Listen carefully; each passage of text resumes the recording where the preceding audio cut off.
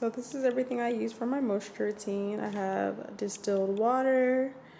This is my water bottle that I use and I fill it up just to about right here. And then I'll take my Heritage Rose Water concentrate and I'll put about 20 to 30 drops. And then after I get my hair really nice and damp, which I'll show you, I go in with my Ankh. Let me see, it's out of focus. The Monarch oil. And then this is a pre-mixed oil. I'll put the ingredients, but this is what I use on my scalp at least every other day, and I try and massage it in there. Yeah, so here are the ingredients. I will list them in the bio as well.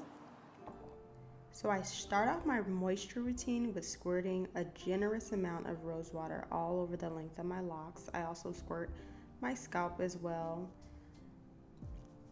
I like to squeeze in the rose water and make sure that my hair is absorbing it. After that, I will go in with the Ankh Monarch hair oil.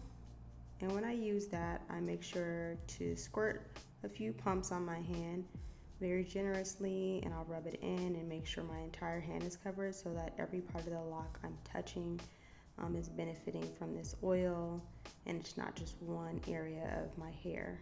Then I like to rake it through and just make sure I'm covering all areas so that my hair is properly moisturized.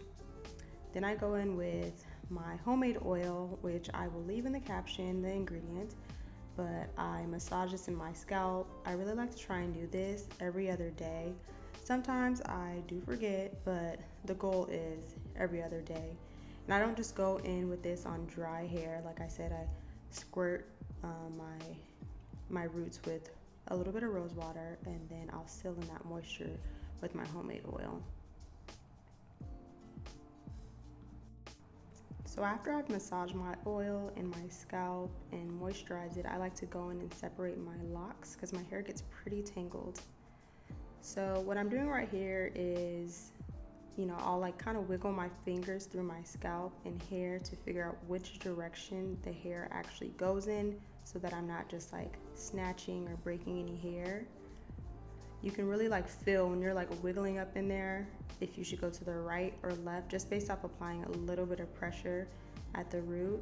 So it might look like I'm doing it like quick, but I'll do this little tug, and that really just tells me what direction I should go in, and then my hair really just slips out like right away after that.